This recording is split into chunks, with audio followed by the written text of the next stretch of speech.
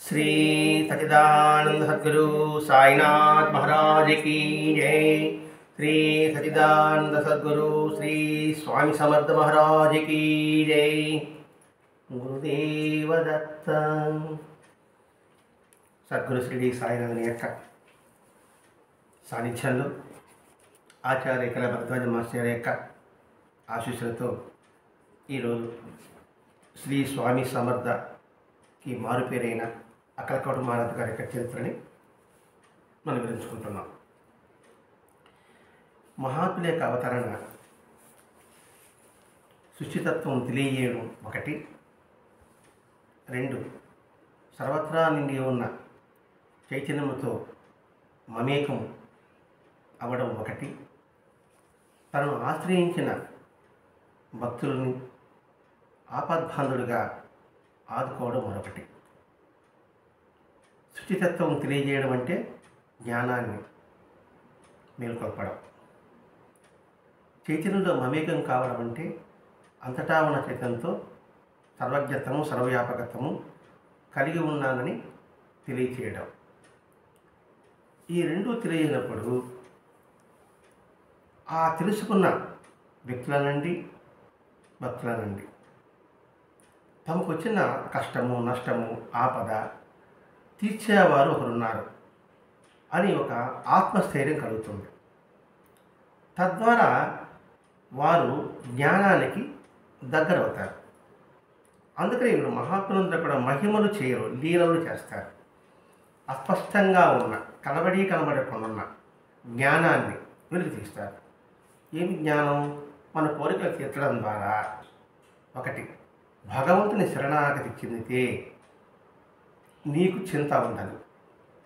దిక్కులేని వారికి దేవుడే దిక్కు అని పెద్దలు ఒక పదం వాడినట్టుగానే ఆ పదానికి అర్థాన్ని ఇప్పుడు మహాత్ములు దానికి అనుభవపూర్వకంగా మనం తెలియజేస్తున్నారు. అది మనం ఇక్కడ గమనించాలి. ఎందుకంటే వాళ్ళు మహిమలా కాదు, లీలలు. తద్వారా ఏమవుతుంది, మన మనసులో ఒక దృఢ విశ్వాసం ఏర్పడుతుంది. ఏమని విశ్వాసం? మనము దేనికి చింతపడవలసిన అవసరం లేదు. మనకి ఎప్పుడు ఏది శ్రేయస్సో అది భగవంతుడు మనకు ఇస్తాడు, భగవంతుడు మన చెంతనే ఉంటాడు అనే భావం దృఢత్వమైనప్పుడు వాడు నిరంతరము స్థితప్రజ్ఞత్వంలో కలిగి ఉంటాడు. భగవంతుడి యొక్క ఉద్దేశం ఏంటంటే ప్రతి ఒక్కరూ ఆ భావంలోకి ప్రవేశించాలి. అలా ప్రవేశించినప్పుడు ఈ సమాజం అంతా కూడా ఆనందమయంగా ఉంటుంది. అది మూలం. వాడి ఉద్దేశం, భగవంతుడు మానవ రూపంలో అవతరించిన ఉద్దేశం అది. అందరిలో కూడా ఒకే చిత్తాన్ని ఎవరికి వాడు గుర్తించాలి అని తెలియజెప్పడం కోసమే భగవంతుడు మానవ రూపంలో వచ్చాడు. అలా మానవ రూపంలో అవతరించిన స్వామి సమర్థుడు సాక్షాత్తు దత్తాత్రేయుని యొక్క అంశ అని అనేక మంది భక్తులకి మరి తెలియజేశాడు. ఇది మామూలు మన మనిషే కదా అని అనుకుంటాం అనుకోండి. అప్పుడు ఎవరైతే మన దత్తాన్ని పూజిస్తున్నామో ఆ దత్తాన్ని కనబడి నువ్వు ఆయన్ని సేవించరా అంటాడు, ఆయనే ఆశ్రయించరా అంటాడు, ఆయన నేను ఒకటి అని అంటాడు. అప్పుడు ఇది మామూలు మానవ రూపం కాదు. ఎవరు? స్వామి సమర్థుడు. సాక్షాత్తు దత్తాత్రేయ స్వామి ఈ రూపంలో ధరించాడు. మరి ఆ దత్తాత్రేయ స్వామి ఈ రూపం ఎందుకు ఆ రూపం ధరించి కావచ్చు కదా అనే ప్రశ్న కూడా ఉంటుంది. అంటే ఆ రూపంలో వస్తే ఏమవుతుందంటే దూరంగా ఉంటాం. ఎందుకని ఆ ఆకారం అట్లా ఉంటుంది. ఆ శంకు చక్రము శూలం పెట్టేటప్పటికి మాకు కొంచెం భయం వేస్తుంది. ఇప్పుడు ఆ వేషం వేసుకుని ఎవరు వచ్చాడనుకోండి, దానిలో పిల్లలు భయపడతారు. భయము మధ్యలో కర్ర ఉందరో శూలం ఉందరో అనేసి. అందుకని భయపడే వాళ్ళని దగ్గర తీసుకోవాలంటే మామూలు మానవాకరణలో వచ్చి వాళ్ళతో కలిసిమెలిసి ఉండే విధంగా ఉండాలి. ఆ కలిసిమెలిసి ఉన్నప్పుడు ఇది మనలాంటి వాడే కదా అనే భావన మనకు వచ్చినప్పుడు, కాదురా నాయన నా అంశే ఈ రూపంలో వచ్చింది. భగవంతుడి అంశ అందరిలో ఉంటుంది, కానీ ప్రకటమైంది కొంతమందిలోనే. అందరూ భగవంతుడు, అందరూ జ్ఞాన స్వరూపులే, ఇందులో అజ్ఞానం ఎవరు ఉండవు. కానీ ఆ జ్ఞాన స్వరూపాన్ని ప్రకటమైంది మాత్రం ఇది కొద్ది మందిలో ఉంటుంది. ఆ కొద్ది మందిలో మహాత్ములు. ఇంకా మాట్లాడుకుంటే భరద్వాజ మహర్షి గారు. అంటే మన స్థాయిలో చూసుకుంటే, గృహస్థగా చూసుకుంటే. అట్లా ఈ అక్కలకోట మహారాజు అక్కలకోట పట్టణంలో ఉన్నప్పుడు ఒక గొప్ప దత్తభక్తుడే. అతడు గాన్కాపూర్, నర్సోబాడి మొదలైన క్షేత్రాలు దర్శించుకుంటూ తీవ్రమైన తపస్సు ధ్యానంలో ఉండేవాడు. అతని పేరు ఠాకూర్ దాస్. అతనికి దురదృష్టవశాత్తు అంటే పాపకర్మ ఫలితం ఒళ్ళంతా తెల్లటి మచ్చలు ఏర్పడ్డాయి. తపస్సు చేసేవాడు, ఆధ్యాత్మికతను కలవాడు, ధ్యాన పరుడు, పుణ్యత దర్శిస్తూ ఉండేవాడు, నిరంతర భగవద్గీత కలిగిన వాడు. అతనికి దురదృష్టవశాత్తు ఒళ్ళంతా తెల్లటి మచ్చలు ఏర్పడింది. ఒక దగ్గర ప్రారంభమై శరీరం అంతా వ్యాపించింది. ఎంత వికృతంగా ప్రారంభమైంది. బయట రావడానికి కూడా చాలా సిగ్గుపడేవాడు. ఒళ్ళంతా మచ్చలుగా ఉన్నప్పుడు, మచ్చలంటే ఒళ్ళంతా తెల్లగా ఉంటే అది వేరే, అక్కడక్కడ మచ్చలుగా ఉండేది అనుకోండి, ఒక అసహ్యంగా అనిపిస్తూ ఉంటుంది. సరే ఇది గాన్గాపూర్కి వెళ్ళి అక్కడ దత్తపాదకులను పూజించి తన బాధను నివేదించుకుని సరే ఇంకా కాశీ వెళ్ళని ప్రయాణం అయ్యాడు. ఆ రోజు రాత్రి ఒక మహాత్ముడు కనబడి నువ్వు అక్కలకోట వెళ్ళి అని చెప్పాడు. ఏదికి? ఈ ఠాకూర్ దాస్కి. వెంటనే ఆ ప్రకారమే కాలినడకన అక్కలకోట చేరాడు. అప్పుడు ఈ రవాణా వసంతో ఉండదు కదా, గాన్గాపూర్ నుంచి అక్కలకోటకి దాదాపు 30-40 కిలోమీటర్లు ఉంటుంది. అక్కలకోట చేరగానే స్వామి ఎక్కడున్నాడని విచారించుకుంటుంటే ఆయన ఒక ఇంట్లో ఉన్నాడు. అక్కడికి వెళ్ళి స్వామికి సాష్టాంగ నమస్కారం చేస్తుంటే స్వామి అన్నాడు, నా కోసం కస్తూరి తెచ్చావు కదా, అది నాకే అన్నాడు. కస్తూరి గంధం. ఇతడు గాన్గాపూర్లో పాదుకులకి కస్తూరి గంధం పెట్టాలనుకుని చేతిలో పెట్టుకున్నాడు. గాన్గాపూర్ అది మర్చిపోయాడు. దాన్ని గుర్తు చేశాడుగా ఆ కస్తూరి గంధం తెచ్చి నాకు కూడా అన్నాడు. ఎందుకు సమర్పించలేదు అన్నాడు. అంటే ఎవరికి సమర్పించాలనుకున్నాడు? గాన్గాపూర్ దత్తాత్రేయుడి పదవికి సమర్పించాలనుకున్నాడు. ఇక స్వామి ఏమంటున్నాడు, నువ్వు కస్తూరి గంధం తెచ్చావు కదా, అది నాకు సమర్పించలేదురా అన్నాడు. చూడమే మొట్టమొదటిసారి. అది నాకు సమర్పించలేదేమి అని చెప్పాడు. ఇంకా అతను ఆశ్చర్యానికి సడన్గా అనుభూతి అయితే అర్థమవుతుందండి. నేను మర్చిపోయిన దాన్ని గుర్తు చేశాడు. అదే మహాత్ముల సంస్కృతి విధానం. అంటే ఎప్పుడూ కూడా ఏమరపాటు వద్దు. ఆ పని మనం గుర్తుంచుకోవాలి. ఆయన సర్వజ్ఞత్వం పని అంతా ఆడికి ఆగిపోతున్నాం. నువ్వు ఏ పని చేసినా ఏమరపాటు అనేది వద్దు. అంటే ఎప్పుడు లివ్ ఇన్ ప్రజెంట్లో ఉండండి మీరు అని గుర్తు చేయడం. ఈ భావన ఏమిటి అనుకోండి, స్వామి సర్వజ్ఞుడు, గొప్పవాడు అని పురుషా పెట్టేస్తున్నాం. ఆయన గొప్పపడితే మనకేంటి అని ఆలోచించాం. ఎందుకు హెచ్చరిస్తున్నాడు? నువ్వు అక్కడ ఇస్తావన్నావు, నువ్వు మర్చిపోయావు, అది నాకు ఇవ్వు అన్నాడు. అంటే ఎప్పుడు కూడా ఏమరపాటు ఉండకూడదు, ఏ పనిలో కూడా. అది మనం అందించుకోవాలి. అంటే ప్రతి ఒక్కటి మహాత్ముల జీవిత చరిత్ర కావచ్చు, అవతార పురుష చరిత్ర కావచ్చు, దైవ అవతారమైన వారి చరిత్ర కావచ్చు, రాముడు, కృష్ణుడు, మహావిష్ణువు, ఈశ్వరుడు, విజ్ఞాని ఏదైనా ఎవరైనా కావచ్చు కాక, నువ్వు ఏ దేవతను ఆరాధించినప్పుడు కూడా ఎలా ఉండాలి? వర్తమానం నుండి సేవించు, వర్తమానం నుండి పూజించు. అలాగే లౌకికంలో ఏ పనైనప్పటికీ కూడా నువ్వు వర్తమానంలో ఉండు. మర్చిపోయి తలబోకోవడం కాదు, సారీ చెప్పడం కాదు, దాన్ని శ్రద్ధగా నువ్వు గ్రహించు. ఏది? ఆ ఒక్క వాక్యాన్ని. అని ఆచార్యుడికి స్వామి వెంటనే చేశాడు, దాన్ని అందుకుని ఆ ఖరీదైన సుగంధద్రవ్యాన్ని అక్కడున్న పిల్లలందరికీ పూశాడు. కస్తూరి వాసన అంటే చాలా సువాసనగా ఉంటాం. అక్కడున్న పిల్లలందరికీ దాన్ని పూశాడు. అంటే పిల్లలంటే ఎవరు? సాక్షాత్ భగవత్స్వరూపులు. అదే మాట్లాడు. ఇక్కడ దత్తమూర్తి ఎదుట ఉన్న పసిపిల్లలందరూ కూడా తమ రూపాలే అని చెప్పడం. ఇక్కడ తీసుకున్నది స్వామి సమర్థుడు, ఇవ్వాలనుకున్నది గాన్గాపూర్ దత్తాత్రేయుడికి. ఇక్కడ ఎవరికి పూశాడు? పిల్లలకు పూశాడు. పిల్లలకు పూసినా అది నేను పుచ్చుకున్నట్టే. ఇదే శారదామాత చెప్తారు, నువ్వు ఇంట్లో గృహస్థు ఇంట్లో అందరినీ ప్రేమించు, అందరినీ ప్రేమిస్తే నువ్వు నన్ను ప్రేమించినట్లు అని చెప్పి అందరినీ సమదృష్టితో ప్రేమించు. ఈ 3 వాక్యాలు చెప్తారు ఒక పాపకి, ఒక యువతికి. అంటే ఏంటి? అందరినీ మామూలుగా అందరినీ ప్రేమిస్తే భగవంతుని ప్రేమించినట్టు. ఇక్కడ అందరినీ పదం వాడారు అమ్మ. మళ్ళా శత్రువా మిత్రువా అని ఆలోచించవద్దు, సమదృష్టి కలిగి ఉండు అని ఇక్కడ సాగుతున్నాడు. ఆ కష్టమైన పిల్లలకు వస్తానే ఆ పిల్లలందరూ కూడా దత్తమూర్తి రూపాలుగా, ఆ రూపాలు కూడా నా రూపాలను చెప్తున్నాడు.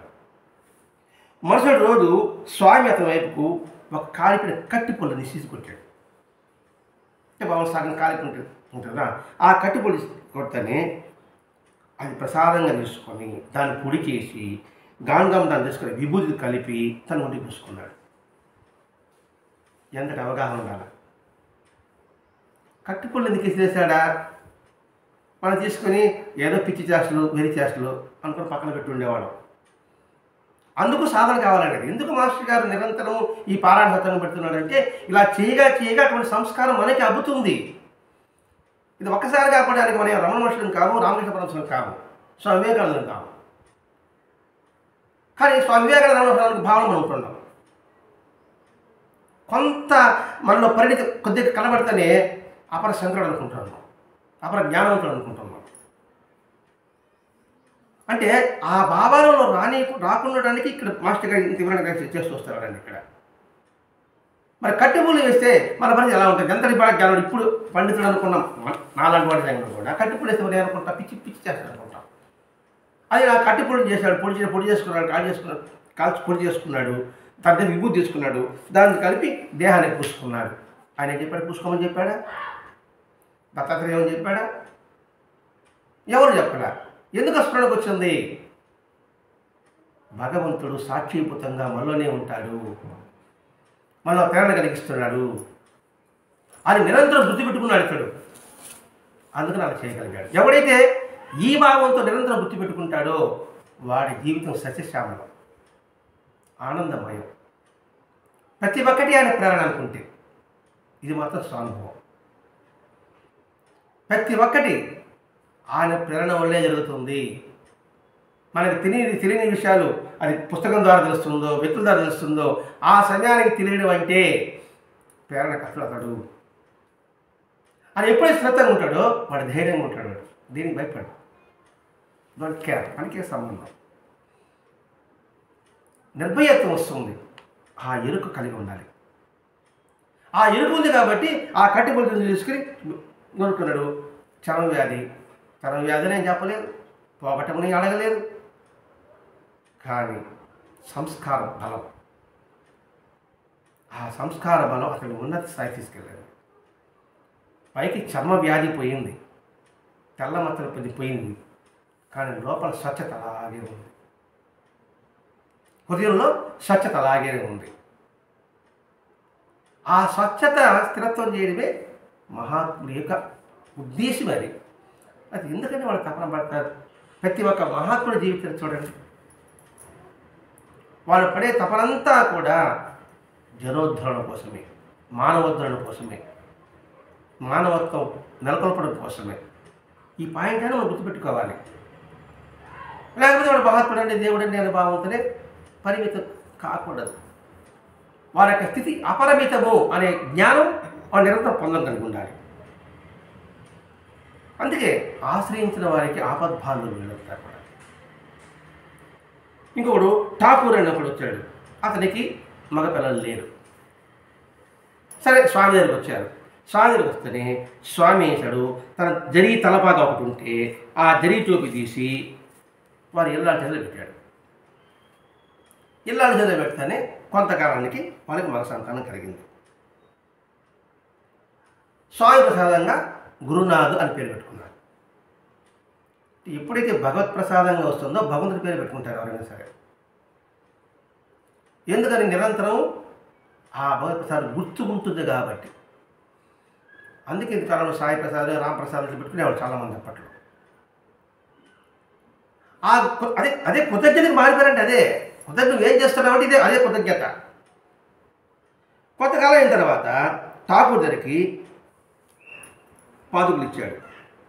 ఎవరికి పాదుకులు? ఇతను ఈ ఠాకూర్కి ఇచ్చి దీన్ని కొంతకాలం పూజించుకుని తర్వాత రఘునాథ మందిరంలో, మీ ఊళ్ళో రఘునాథ మందిరంలో దీన్ని స్థాపించు. ముందేమో కుమారుని ఇచ్చాడు, ఆ తర్వాత ఏమో పాదుకులు ఇచ్చాడు. అది నిరంతరం పూజించుకోమన్నాడు. తర్వాత మందిరంలో స్థాపించమన్నాడు. అక్కడ నేను కూడా ఆనంద తాండవం చేయటానికి కొంత స్థలం కేటాయించు అంటే దానికండి పాదుకులు ఇచ్చాడు. పాదుకుల రూపంలో నేను ఎప్పుడు అక్కడే ఉంటా. నేను ఆనంద తాండవం చేయడానికి నాకు కొంత స్థలం కేటాయించు అంటే ఆనంద తాండవం నిరంతరము ఆనందంతో ఆ ప్రాంతమంతా కూడా నిండి ఉంటుంది. గుర్తుగా ఆ పాదుకుల రూపంలో నేను ఉంటాను, నాకు స్థలం కేటాయించు. అంటే బాహ్యమైన స్థలం అనుకుంటున్నాం. నీ హృదయంలో కూడా కొంచెం స్థలం నాకు కొంచెం కేటాయించిన నాయన. కేటాయిస్తే నేను కూడా ఆనందాలు ఎప్పుడు ఉంటాను అని మనం కూడా ఇంకొకరితో అన్నీ కూడా చూసుకుంటున్నాం. ఇక్కడ నాకు స్థలం కేటాయించమంటే బాహ్యమైన స్థలం. మాస్టర్ గారు స్థానం మీరున్న చోటు అన్నాడు. దానికి అర్థం ఏంటి? మనం ఎక్కడుంటే అక్కడ. అదేగా నీకు స్థలం కేటాయించు అన్నాడు. నువ్వు గ్యాప్ పెట్టు, కొంచెం నీ హృదయంలో కొంచెం గ్యాప్ పెట్టు. ఆ గ్యాప్ నేను కూర్చుంటా, నేనే అంత ఆక్రమించుకుంటా. మానవుడు ఆక్రమించుకున్నట్టుగా ఒక పాదంతో భూమిని, ఒక పాదంతో ఆకాశాన్ని అని కూడా మనం భావించుకోవచ్చు. ఎప్పుడైతే హృదయంలో తోడిస్తే కదా పక్కన తెచ్చి కూర్చుంటాడు. కొండ ఖాళీ ఉంటే కదా ఏమైనా నింపుకోగలుగుతాం.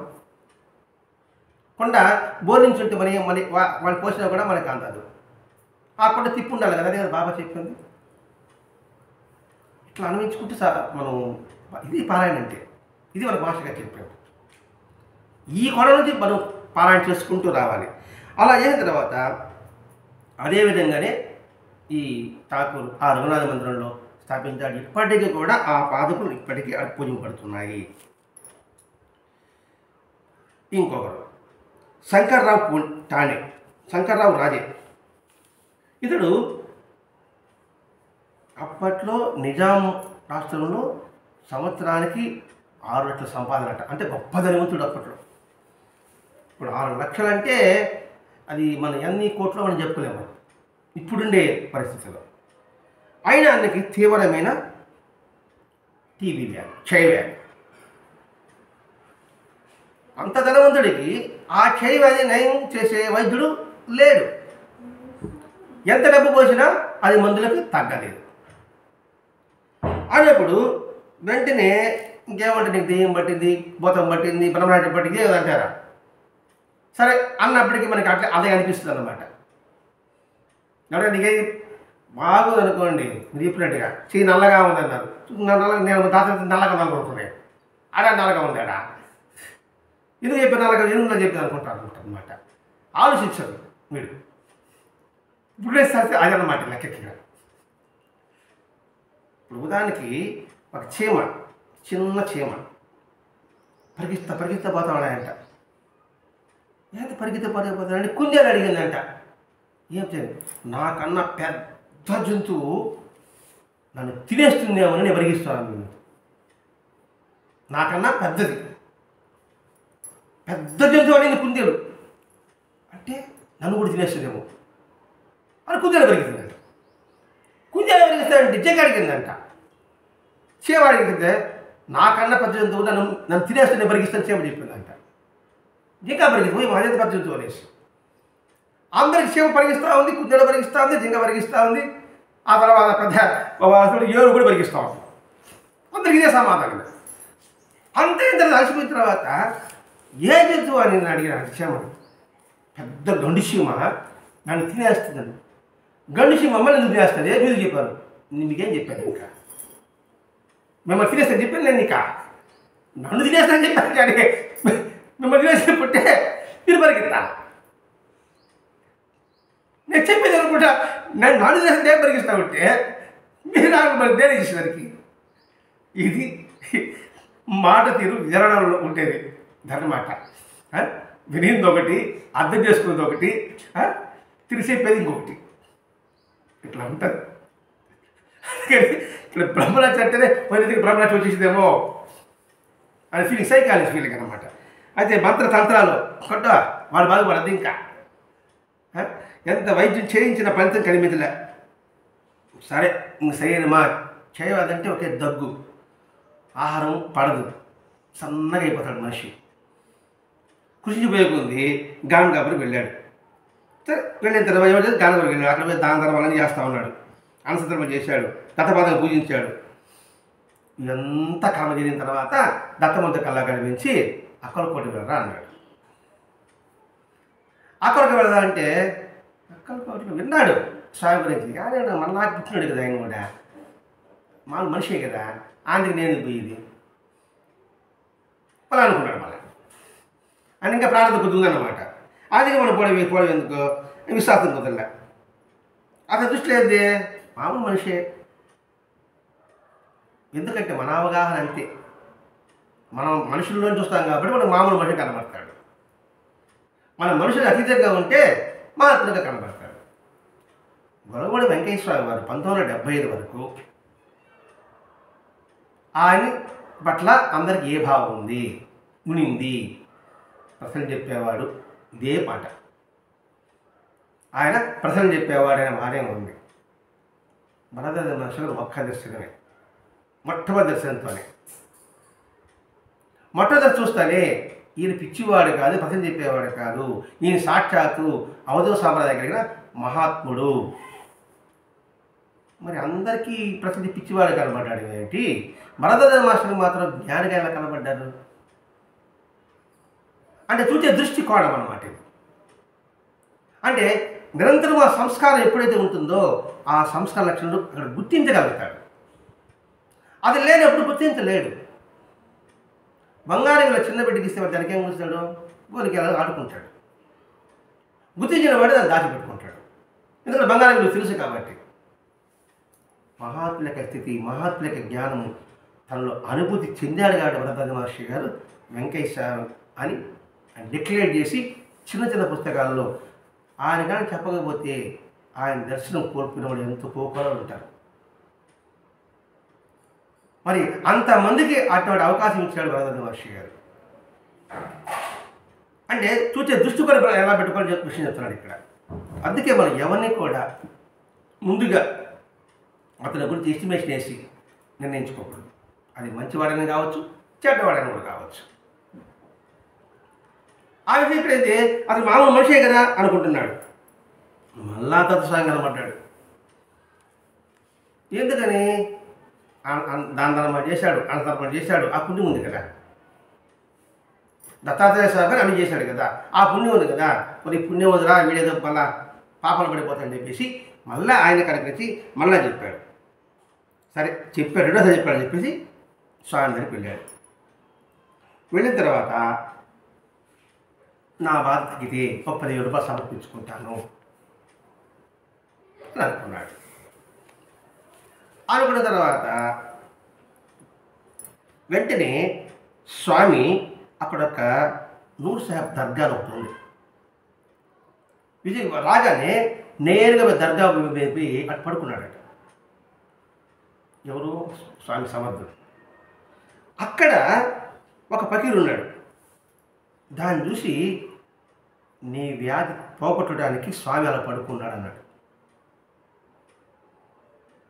మనిషి గతిసరిగా ఉంటాడు. ఆడేది గబసంగా మాట్లాడుకోండి, గబగబ దర్గా మీద పడుకున్నాడు స్వామి. అక్కడ ఫకీరు చెప్పాడు నీ వ్యాధి తగ్గడానికి కోసమే స్వామి ఇలా చేశాడు అన్నాడు. 6 మాసాల్లో అతని బాధ తగ్గిపోయింది. దాని కృతజ్ఞతగా అతడు ఆ పట్టణ పొలిమేరలో ఒక మఠం నిర్మించమని స్వామి చెప్పాడు. నువ్వు 10,000 రూపాయలు ఇస్తావు కదా, ఆయన కింద పైకి ఇవ్వాలి. ఆ పైకి వాళ్ళకి ఇవ్వబడలే, నా పక్క చుట్టూ సేవలకు ఇవ్వబడలేదు. నువ్వు దాన్ని ఒక మఠం కట్టున్నాడు. అది ఇప్పటికీ రాజులారిన మఠం అక్కలకోటలో ఇప్పటికీ ఉందట. అంటే ఎందుకు మఠం నిర్మించమన్నాడు? మఠంతో ఆయనకే అవసరము? ఇట్లా కూడా మనం ఆలోచించుకుందాం. అంటే ఆ 10,000 రూపాయలకి తగ్గ ఫలితం అతనికి దక్కాలి. అన్నదానం చేసాం, అయిపోయింది, విద్యార్థి అయిపోయింది దానికి. కానీ ఆ మఠం అంటే ఒక దేవాలయం అనుకున్నాం. ఆ దేవాలయం వచ్చిన తర్వాత ఆ దేవాలయానికి వచ్చి అని కొన్ని లక్షల మంది వస్తే రావడానికి కారణభూతుడు అతను అన్నాడు. అతని పేరు అలాగే చిరస్థాయిగా నిలబడి ఉంటుంది. అంతమందికి పుణ్యమూట కట్టడం కోసంగా ఆ దేవాలయం నిర్మించడం జరిగింది. అంటే శాశ్వతమైన పుణ్యాన్ని కట్టబెట్టడం కోసమే వాళ్ళ మాట నిర్మించమన్నారు. ఇదే బాబా తెలియదు వస్తుంది కదండి. వారికి సంతానం లేకపోతే ఏంటి బాబా అంటే వీరికి వాళ్ళ పేరు తిరస్థాయిగా నేను చేస్తున్నాను అంటాడు. వెంటనే వాళ్ళు కోర్టులో కేసు వేస్తుంటారు. ఆ కేసు ఫెయిల్ అయ్యని చెప్పేసి లెటర్ వస్తుంది. బాబా నమ్మకం లేదా అంటాడు. ఆ తర్వాత కోర్టు డిగ్రీ డబ్బులు వస్తుంది. ఆ డబ్బులు ఇస్తే బాబాకి ఇస్తానంటాడు. నాకేం చేస్తున్నప్పుడు చావడి రిపేర్ చేస్తారు. ఆ చావడి వాళ్ళకి స్థిరస్థాయిగా ఉందా లేదా? అదే మహనీయులు సమన్వయము సమైక్యత అంత ఒకటేగా ఉంటుంది, అంతే, తేడానే ఉండదు. సమన్వయం అంటే భావాలన్నీ ఒకటేగా ఉంటుంది. సమైక్యత అంటే నువ్వు వేరు నేను వేరే భావన ఉండదు. అందుకని మఠం నిర్మించమన్నాడు. మనం అన్ని కోణాల్లో పని పరిశీలిస్తున్నామండి. మాస్టర్ గారు మనం నేర్పింది అది. ఏదైనా సరే ఏ సంఘటన దాని ద్వారా మనం ఏ గ్రహిస్తున్నాము, అక్కడ ఉన్నదే గ్రహిస్తున్నామా, సూక్ష్మంగా ఉన్నది కూడా గ్రహిస్తున్నామా? సూక్ష్మంగా ఉన్నది కూడా గ్రహించాలి. ఒక పండు మామూలుగా తినడానికి దాన్ని అనుభూతి పొంది తినడానికి చాలా తేడా ఉంటుంది. ఆ రుచి అనుభూతి పొందాలనుకోండి, ఈ విత్తనం మంచి విత్తనం, ఈ విత్తనాన్ని 10 మందికి మనం ఇస్తే ఇటువంటి పనులు అనేకం వస్తుంది అనే ధ్యాస ఉన్నట్టుగానే ఇక్కడ భగవతత్వాన్ని భగవతత్వాన్ని అనుభూతి పొందినప్పుడు ఆ అనుభూతిలో నుంచి వాడి వాక్ అంతా కూడా ఎలా ఉంటుందంటే సజీవంగా ఉంటుంది. ఎందుకు మహాత్ముల మొక్క మాట ఎందుకు వేదవాక్ అంటే వాళ్ళ అనుభూతి పొందారు కాబట్టి, వాళ్ళు పొందే ప్రతి ఒక్క మాట కూడా ప్రకృతిగా ఉంటుంది కాబట్టి అది ప్రకృతికి విరుద్ధంగా ఉన్నా కూడా సరే అది జరిగి తీరుతుంది. వాళ్ళ మాటకి శక్తి ఉంటుంది. మరణవ్యాధి వచ్చింది, ఒక పొల వచ్చి దీన్ని కనబడితే తాగురా అన్నాడు, గొడవ తగ్గింది. మామ శరీరంలో పెట్టిన తర్వాత ఆ వైద్యం చేసుకున్నాడు, తాగల క్షేమాకి. అక్కడ ఆ మందు ప్రభావమా వాళ్ళ యొక్క సంకల్ప ప్రభావమా? అదే గొల్లగొడ వెంకయ్య స్వామి ఒక గుడ్డ చేతికి ఇచ్చి, రే ఈ గుడ్డతో నువ్వు ఎవరైనా వ్యాధి ఉంటే పో అంటే వెళ్ళిపోతుందా అన్నాడు. వాడి తిరగడు అన్నీ తీసుకొచ్చినాడు. గొల్లగొడ వచ్చిన తర్వాత ఇది సరిపోయింది చా పో అన్నాడు, అంటే లీ అన్నాడు, అది లేదు, అది నేను పని చేయలేదని చెప్పేసి ఆ గుడ్డ తీసి వెంకయ్య తీసుకున్నాడు. అంటే వీటన్నిటిలో మనకేంది మహాత్ముల యొక్క సంకల్ప శక్తి అది పనిచేస్తుంది. ఒక గొప్ప వేద పండితుడు వచ్చాడు, రామదాసి. అతడు ప్రఖ్యాత కీర్తనకారుడు కూడా. స్వామి దర్శనానికి వచ్చాడే కానీ తన పాండిత్యాన్ని గుర్తించి గౌరవిస్తారని విశ్వాసంతో ఉన్నాడు. ఇది స్వామి నా పాండిత్యం చూసి, నా గానం చూసి నాకు ప్రత్యేకంగా గౌరవిస్తాడు అనుకున్నాడు. వారి ముందరేంది కుప్పిగంతుడు అంటే అసలు నాకు పాండిత్యం రావడానికి కారణం ఏంటి, నాలో సరళమైన ఈ కంటలో గానం రావడానికి కారణమవుతాడేవాడు అని ఆలోచిస్తే నేను పండితుడినని, నేను కీర్తనకారుడని అహం రాదు. అదే భాష బులోజగాలించమన్నాడు. మనం తిన్నాహారం జీర్ణంగా రక్తంగా మారబోతే నీ కంఠం ఎక్కడుంది అసలు, నీ పాండిత్యం ఎక్కడుంది అసలు, నీ జ్ఞానశక్తి ఎలా ఉంటుంది నీకు అసలు? ఈ కోణాలు అనుకోండి. అందుకే బాబా అల్లా మాలిక్ అని చెప్పడం. బాబా నువ్వు బ్రహ్మాండంగా నువ్వు నాకు నీ మహత్యతో మాకు మంచి జరిగిందంటే అల్లా మాలిక్ అన్నాడు. నేను గారు చేసింది ఇది ఆయన చేశాడు. మరి అటువంటి ఆయన అలా చెప్పినప్పుడు ఇక్కడ నేను పండితుడని నాకు అన్నీ తెలుసు అనే భావన నింపుకోవడం ఎంత అవివేకమో వెరితనమో అనే సంగతి ఇక్కడ ఆలోచించాడు. ఆయన వచ్చి ఆయన గౌరవించాలని చూస్తున్నాడు ఇక్కడ అనుకుంటేనే మొదటి స్వామి పట్టించుకోవాలి. అహంకారం అంటే మొట్టమొదటి భగవంతుడు అనుకున్నట్టు మొట్టమొదటి కాస్త వినయము. ఆ వినయంతోనే వాళ్ళు వశమవుతారు. పట్టించుకోలే. రెండవసారి దర్శనమే ఇవ్వలే. స్వామి మహనీయులు అయితే నా అంత పండితునికి దర్శనం ఇవ్వలేదు, స్వామి మహనీయులు అయితే నా వంటి వాడికి దర్శనం ఇవ్వలేదు అనుకున్నాడు. మరి అందరికీ నాకెందుకు ఇవ్వడం లేదు? కొంచెం జ్ఞానం ఉదయించాడు. ఏమైనా సరే ఆయన దర్శనం కాందే నేను ఇక్కడికి వెళ్ళను. ఇది రోగంలో ఏం లేదు, కానీ దర్శించాలి. ఆ దర్శనం కదే నేను ఎక్కడికి వెళ్ళన్నాడు. మొదలే పండితుడంటే ఆచారవంతుడు, మడి కట్టుబాట్లు ఉండేవాడు. వెంటనే ఇంకా పరీక్ష పెట్టాడనమాట. ఒక పరీక్ష నెగ్గాడు. ఏది? ఆయన దర్శనం లేదే పోకూడదు అనుకున్నాడు. వెంటనే స్వామి అక్కడ చెత్త కప్పు ఉంటే, శ్మశానం దగ్గర ఎముకల గౌడు ఉంటే ఆడవి పడుకున్నాడు. మొదలే ఆచారవంతుడు, మన మెహరా పండితుడు. ఆ పెంట కప్ప దేవి ఆ ఎముకల దగ్గర పోయి నేనే దర్శనం చేసుకునేది. దర్శనం కాదు కోరుకుంటే దర్శనం ఇచ్చా, ఆడ పెంట కప్ప మీద ఇచ్చాడు, ఇంకా పోదామా వద్దా అడిగి దర్శనం అడుగుతుంది. ఇచ్చాడు కదా, మళ్ళీ ఎందుకు నీకు సంశయం? అలా అనుకునేటప్పటికీ మొదటి వెనుకాడాడు. కొంచెం జ్ఞానం పెరిగింది. నన్ను పరీక్షిస్తున్నాడు. ఎందుకంటే ఇంతమందికి ఆ దర్శనం ఇచ్చిన వాడు నాకు దర్శనం ఇవ్వలేదంటే నా అహంకారం కోసం నా దర్శనం ఇవ్వలే. కొంచెం ఒక పాయింట్ కదిలింది. కదలుతానే ఆ దర్శనం అయిన తర్వాత నేను వెళ్ళను అయింది. అంటే దర్శనం వచ్చాడు. ఇస్తాడు. ఆడ కూర్చున్నాడు, పెంట మీద కూర్చున్నాడు, పడుకోన్నాడు.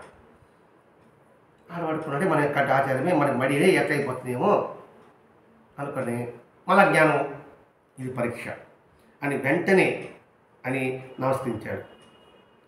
స్వామి అతని వైపు చూడకుండానే ఒక సేవకుడిని 2 పూజాల నుండి నీళ్ళు తమ్మన్నాడు. ఇది కూడా పరీక్ష. నమస్కరించాడు, ఆయన చూడలే. ఒరే 2 పూజల నిండా నీళ్ళు తాగన్నాడు. సరేని ఇటు ఏంటి నీళ్ళు తెస్తాడు, ఎందుకు తెమ్మని ఎవరికి అర్థం కాకపోయా. తెగిన తర్వాత ఇంత నిండుగా నీళ్ళు ఉంటే మనం ఏదైనా పోసేది ఎలా? ఇంత ఫుల్గా నీట్గా మనం పోయగలుగుతుంది అట్లు. ఆకారం ఫుల్గా ఉంది, ఇంక నేనేం వస్తుంది దాంట్లో అని చెప్పి ఆ పూజలు నిరంతా వరపోసి ఇలా ఉంటే ఇప్పుడు ఏమైనా పోయవచ్చు. ఇంతమంది చెప్పుకున్నాం. మనసు ఖాళీగా ఉంటే వాళ్ళు కూర్చుంటారు. నువ్వు ఖాళీ లేకుండా అనేక విధమైన వ్యాపకాలతో రాగం కావచ్చు, ద్వేషం కావచ్చు, అసెంటు కావచ్చు, మొత్తం లోపల చెత్త చేరిపోయింది. ఇంకా ఆయనకి ఆడు కూర్చుంటే స్థలం ఆడు దానికి ఆయన ఆమె కూర్చుంటాడు. ఆయన స్థలం ఉంటాయి కదా, ఆయన పిలిస్తే రా రా రా అంటా అంటుంది. ఆడు వచ్చేది స్థలం ఉంటాయి కదా, వచ్చేది ఆయనకి ఈ విషయం ఉంటున్నాడు. ఫుల్గా నీళ్ళు పోయలేము, నీళ్ళు పోయేసాడు. ఇప్పుడేమన్నా నింపచ్చు అంటే విద్యామదన కారణాలుగా గర్వంతో కేవలం పఠన వేదనతో మనసు నింపుకోవడమే గురు కృపకు ఆటంకమని ఆ సంఘటన. అప్పుడు ఎంత చెప్పినా లోపలికి పోదు.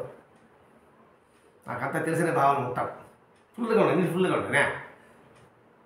ఆ ఫుల్గా ఉండేదే నేను పెద్ద వేద పండితుడిని అని చెప్తూ నాకు బ్రహ్మాండ విద్య తెలుసు అన్నప్పుడు ఆ గురువుకు ఆటంకం కాకూడదని అది వారి హెచ్చరిక. అందువల్ల ఆ భావం ఉన్నవాడికి ఇన్ని చెప్పినా ఏమీ ఎక్కదు. అది ఖాళీ ఉంటే కదా ఏమైనా ఎక్కడానికి. కాబట్టి దీన్ని బట్టి మనకు హెచ్చరిక మనందరికీ అండి.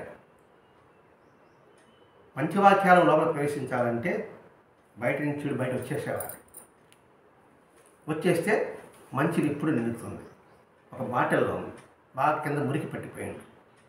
ఫోర్స్గా వచ్చే కొళాయి కింద పెట్టండి. ఆ ఫోర్స్కి ఏం చేస్తుంది? అడుగున మట్టంతా బయలుస్తుంది. ఎంత ఫోర్స్గా మట్టంతా బయలుచి పొలిపోతుంది. పొలిపోయి స్వచ్ఛమైన నీరు నిలబడుతుంది. ఆ ఫోర్సే స్వచ్ఛమైన అర్థం చేసుకుంటే. లేకపోతే ఒక బోరగా చిన్నపిల్లవాడు పోయి వస్తూ ఉంటాడు. మనకి తలక నొప్పిగా ఉంటుంది, వాడికి అది ఆనందంగా ఉంటుంది. ఎందుకంటే ఆ పోయిపోయే దాంట్లో వాడే తన్మతి చెప్తూ ఉంటాడు. మనకేమో కన్న కఠోరంగా ఉంటుంది. అంటే ఆ పిల్లవాడు పొందే అనుభూతి మనం పొందలేకపోతున్నాం. ఇట్లా ప్రతి ఒక్క విషయాన్ని అది హెచ్చరికగా తీసుకుగలిగితే మనిషి సన్మార్గం వెళ్ళడానికి అవకాశం ఉంటుంది. అవకాశం ఇస్తుంటాడు భగవంతుడు. అది రిసీవ్ చేసుకునే విధానంలో ఉంటుంది. ఆయన అబ్బాయి బుద్ధిపూర్వకంగా ఈ భావాన్ని తోసిపుచ్చాడు. మరుక్షణమే స్వామి కఠినంగా అన్నాడు. ఇంత చేసినప్పటికీ కూడా నేను పండితుడే భావం ఉందన్నమాట. ఉత్తేజంగా ఈ భావాన్ని దోషిపుచ్చాడు. ఇదేదో మామూలుగానే అనుకున్నాడు. వెంటనే అన్నాడు, ఎంత పవిత్ర గ్రంథాలను వీపుపై మోసిన గాడిదకి వచ్చేది ఉంది. ఇది కొరడా దెబ్బ, పెద్ద కొరడా దెబ్బ. ఎంత పవిత్ర గ్రంథాలు వీపుపై గాడిద మోస్తే గాడిదకి ఏమైనా ఉపయోగమా? గాడికి గంధపు చెక్కల వాసన అంటాం, పెద్ద సామెత. అన్నీ మోస్తా ఉన్నావు, గాడిద ఏం చేస్తుంది? దాన్ని ఉపయోగించుకోదు. అలాగే పాండిత్యం అంతా ఉంది, విద్య ఉంది, అన్నీ ఉంది, కానీ నువ్వు గ్రహించలేదు. నువ్వు గ్రహించలేకపోతే అంత విద్య ఉండి నీకే లాభం? ఆ శాస్త్రం ఏం చెప్పారో అది నువ్వు తెలుసుకోలేకపోతే లాభం? అది సద్గశాస్త్రంలో దాదాపు సంవత్సరం ముందర మూలికలకు ఎదుగుతూ ఉంటాడు. ఎవరు? సాయిబాబా. కులకర్ణ వస్తాడు. ఈ అడవిలో నాకు తెలియంది ఏం లేదు, శాస్త్రం నాకు తెలియదు లేదు అంటాడు. నువ్వు శాస్త్రాలు చేయగా కానీ ఆ మూలికల్లో అంతరంగం నువ్వు తెలుసుకోలేకపోయినా ఉంటాడు. ఏ మూలిక ఎందుకు మనకు వస్తుందో తెలుసుకోలేకపోతున్నా అంటున్నాడు. అట్లాగే నీకు పాండిత్యం అంతా ఉంది, కానీ అందులో సారాన్ని గ్రహించలేదు. ఏం లాభం? గ్రహాలు హిరణ్యకశిపుడు నాన్న అంటాడు, నాన్న నువ్వు సమస్త లోకాలు జయించావు, కానీ నీ లోపల ఉన్న వాడిని నువ్వు జయించలేకపోయావు. ఏం ఉపయోగం? రావణాసుడు, రావణ బ్రహ్మ. మరి రావణ బ్రహ్మకి ఎందుకు అటువంటి ఆలోచన వచ్చింది? అట్లా ఆలోచించుకుంటే మనకి మన జీవితంలో ఒక అవగాహన వస్తుంది. ఎందుకు ఇలా చెప్తున్నారనే సంగతి. అంటే ఎంత పాండిత్యం ఉన్నప్పటికీ కూడా, నువ్వు మోస్తున్నప్పటికీ కూడా దాని వాసన గ్రహించు, దాని సారాన్ని గ్రహించు. అందుకే దక్షిణాధ్యాయంలో మాస్టర్ గురుబోధ యొక్క సారం గ్రహించి, గురుబోధ యొక్క సారం గ్రహించి అన్నాడు. గురుబోధన గ్రహించని చెప్పలే, గురుబోధ యొక్క సారం గ్రహించి దానికి తగినట్లుగా నీ అలవాట్లని, నీ భావాన్ని నువ్వు మలుచుకున్నప్పుడే నిజమైన గురుదక్షిణ. అంటే అందులో ఉంది ఏం చెప్పడం లేదండి, భావం మాత్రం చెప్తున్నా. మన పాయింట్ అంటే గురుబోధ యొక్క సారం గ్రహించి అనేది మనకు ముఖ్య పాయింట్. అలా గ్రహించలేకపోతే నువ్వు ఎంత చేసినా, ఎన్ని సత్సంగాలు చేసినా, ఏం చేసినా ఉపయోగం ఉండదు. అది మనం ఇక్కడ గుర్తుపెట్టాలి, గుర్తించుకోవాల్సిన అవసరం అది. అతడితో అతని అహంకారం విరిగి పాదాభ్రాంతుడైనాడు. తొడదెబ్బ గుర్తిగా తిట్టాడా? అంతవరకు నేను చెప్పిందే వేదం, నన్ను మించినాడు ఎవడు లేడు, నాకు అన్నీ తెలుసు. ఈ సమాధానం చూసినవాడికి, అర్థం చేసుకున్నవాడికి ఇంకా నోరు మాట్లాడే ఇంకా మన దేశం స్వల్పంరా ఆయన తెలుసుకొని అనంతము అనే భావన ఉంటుంది. 15 రోజులు వారి సన్నిధిలో గడిపిన తర్వాత తిరిగి వెళ్ళడానికి స్వామిని సెలవు కోరాడు. స్వామి అతని పాదుకులు ఇచ్చి అనుగ్రహించాడు. ఈ పాదుకుల అనుగ్రహమే గొప్ప అదృష్టం. అంటే అహంకారం అంతా అడిగింది. ఆ తర్వాత కొండల ఎగ్జాంపుల్ చెప్పాడు, అది అర్థం చేసుకోలే, తిరిగి గాడికి చెప్పాడు. ఈ పదం మాస్టర్ గారు ప్రబోధామృతంలో చెప్తుంటారు, సుబ్రహ్మణ్య గారు. గాడిని కాకూడదు అంటే ఏంటి? మాస్టర్ గారు విని విని విని మోసేది కాదు, దాన్ని 10 మందికి అందించు అని చెప్పడం మన దీని ఉద్దేశం. నువ్వు సత్సంగం ద్వారా ఏమైనా తెలుసుకున్నావో దాన్ని 10 మందికి అందించు, దాన్ని ఒక్కడే మోసుకుంటూ పోయే ఉపయోగం ఉంటుంది అని మనం అందించుకోవాలి. ఒకరోజు ఒక ముస్లిం కూడా వచ్చాడు. ముస్లిం దర్శనానికి వస్తానే అందరూ అన్య మతస్థులు కదా, ఇంకా స్వామి ఉండే వాళ్ళంతా కూడా కొంత దూరం వెళ్ళిపోతున్నారు, ఏం చెప్పకూడదు అని చెప్పి బతికిలాడాడు. అయ్యా స్వామి చెప్పించండి, స్వామి ఎక్కడని. వెంటనే స్వామి వచ్చి మేమే స్వామి సమర్థం అన్నాడు. బిగ్గరగా అన్నాడు. పెద్దగా నడపడికి వణికిపోయాడు. ఆ వణికిపడంలో కళ్ళల వెంట ఆనంద బాష్ప టకటక రాలి. ఏం కనబడిందో, ఏం చెప్పాడో, ఆ మాటలు ఏ మహత్యంలో తెలియదు. నేనే స్వామి సముద్రం అనేటప్పటికీ సడగేటప్పటికి భయపడిపోయాడు. భయపడిపోతేనే అది కళ్ళ నుంచి టపటప నీళ్ళు రావడం వచ్చింది. శరీరం అంతా కంపించిపోయింది. 2 నిమిషాలు తన శరీరమే తనకున్న స్థితి మర్చిపోయాడు. అంటే సమాధి అనుకుందాం మనం. ఒక 2 నిమిషాలు కొంతసేపటికి అతనికి స్మృతి రాగానే, అంటే బాహ్య కోలుకోగానే మోకాళ్ళ మీద కూర్చుంటూ స్వామి నిన్ను సాక్షాత్తు హజరత్ అలీయే. అంటే ఎందుకు భయపడ్డాడు, ఎందుకు కళ్ళేడు వచ్చింది, ఎందుకు మోకాళ్ళ మీద పడ్డాడు అంటే అక్కడ స్వామి కనబడలే. అతని స్వామి కనబడలే, వాళ్ళ గురువుగారు హజరత్ ఆలీయే కనబడ్డాడు అక్కడ. నాకెప్పుడు ఇంతవరకు ఎంతోమంది నేను సాధువులు చూశాడట, ఎంతోమంది దర్శించాడు, ఫకీరుని చూశాడు, కానీ ఇట్టి దర్శనం నాకెన్నడూ కలగలేదు. అంటే ఇక్కడ స్వామి వారి యొక్క గురువు గారి యొక్క హజరత్ ఆలీ రూపంలో దర్శనమిచ్చాడు కాబట్టి శరీరం వణికింది, కళ్ళు నీరు గారింది, మొత్తం కంపించింది.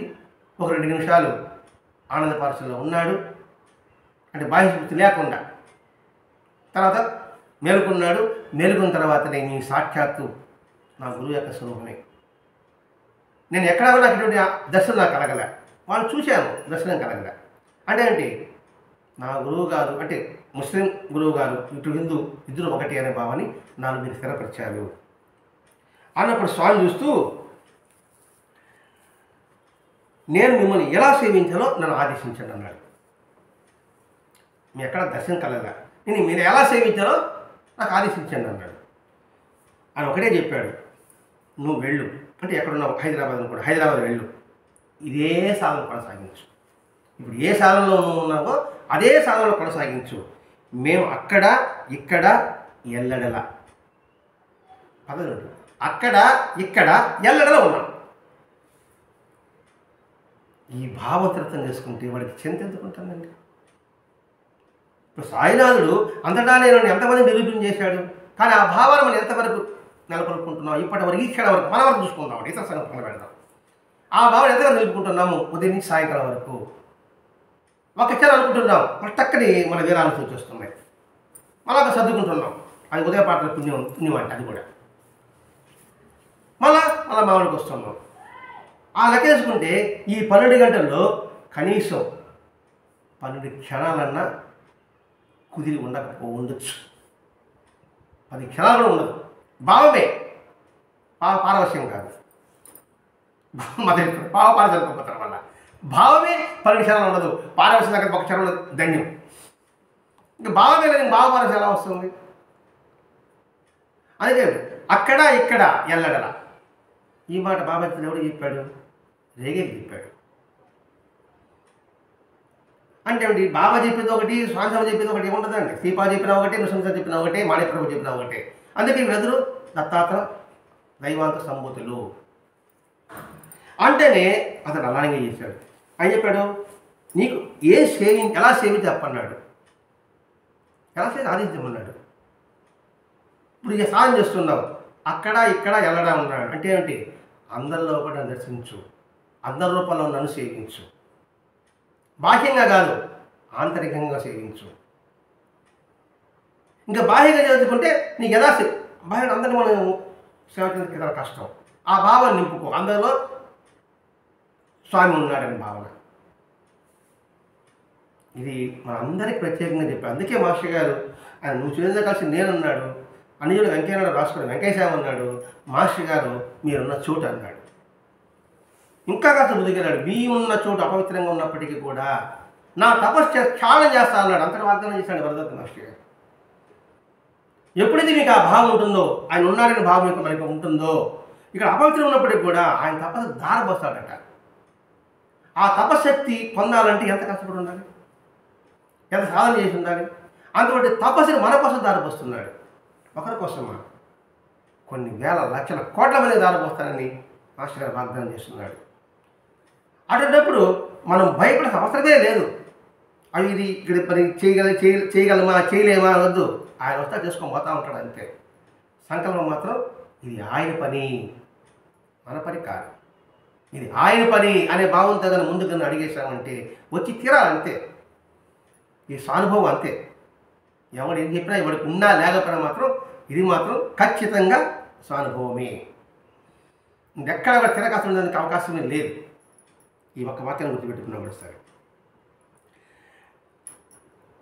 ఇంకొకడు అక్కలకోటికి కులకర్ణి బాబు కులకర్ణి అని ఒకడు వచ్చాడు.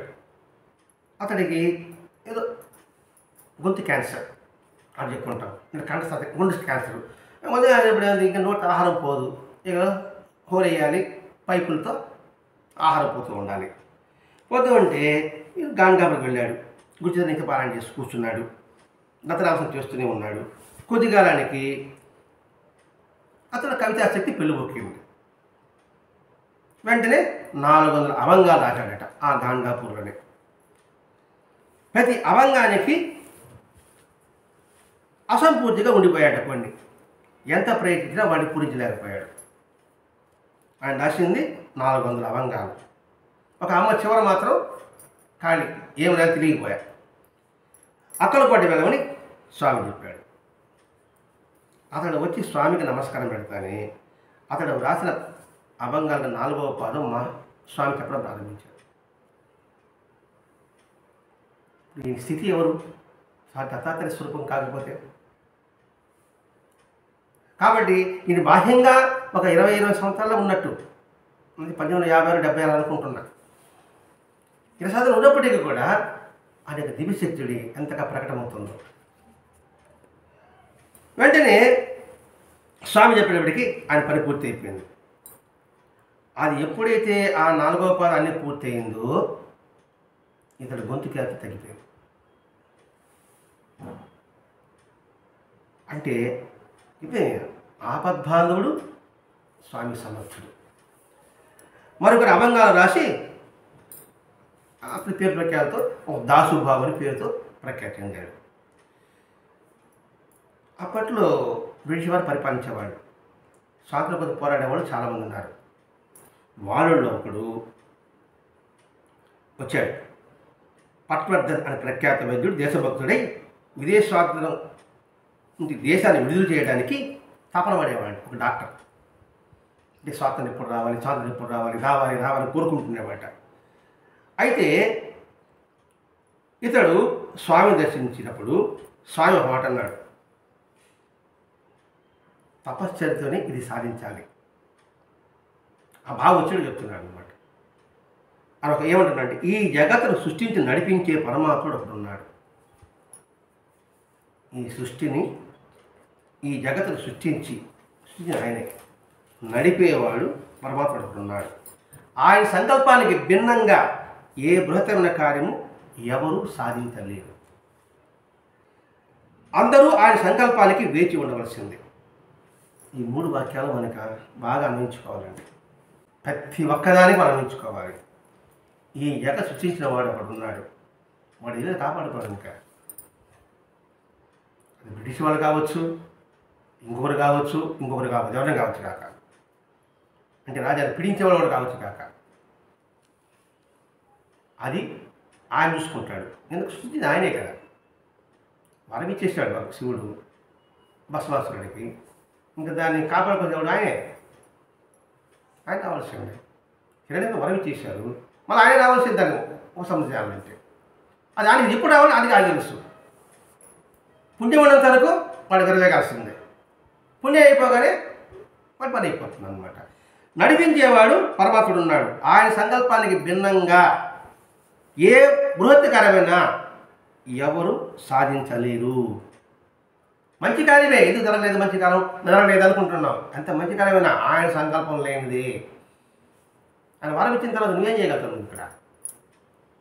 కాబట్టి ఆయన సంకల్ప ప్రకారమే జరుగుతారు. అందుకు ఆయన సంకల్పానికై మనం వేచి ఉండవలసిందే, ఎదురు చూడడం కాదు. అయ్యో అన్యాయం జరిగిపోతుంది, దేవుడు ఎక్కడున్నాడు, ఇంకా మనం మాట్లాడుతుంటాం. ఆయన లిస్టులో ఉన్నాడు. ఆ లిస్టులో పడిన తర్వాత ఆ ప్రకారంగా జరుగుతుంది అంతే. అంతవరకు వేచి ఉండు. ఎలా? ప్రార్థన చేస్తూ, అయ్యా అన్యాయం జరుగుతుంది, ఈ అన్యాయానికి విలువలు కావాలి, ఆ అన్యాయానికి అందరిని రక్షించాలి, ఇలా ప్రార్థన చేయి. అంతేగాని అక్కడ వచ్చాడు కదా, అక్కడ పడుతుంది కత్తికి తీసుకొచ్చేసి నేను సరే పోరాడతాను అంటే మా స్వామి ఏం చేశాడు, ఆ కత్తి తీసి చెట్టుకి వెళ్ళాలని పెట్టాడు. కొంత అయిపోయిన తర్వాత ఆయన అనుమతి ఇవ్వకపోయా. సరే ఆ కత్తి తీసుకుపోయినాడు, యుద్ధం అయినాడు, అక్కడ మనసు పడిన తర్వాత బందీ అయినాడు, మనసు పొందాడు. అక్కడ వేచి ఉండలేకపోయాడు. కానీ ఈ డాక్టరు వేచి ఉన్నాడు. ఈ మాట విని నిరంతరము తపశ్చర్యతో ఇది సాధించగలము, ఇంక దేంతో సాధించలేము.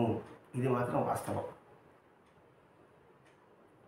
మన కంటికి అలా కనబడచ్చేమో కాక తాత్కాలికంగా, కానీ హృదయంలో తపన ఉంటే అక్కడ మంచి జరగడానికి అవకాశం ఉంటుంది.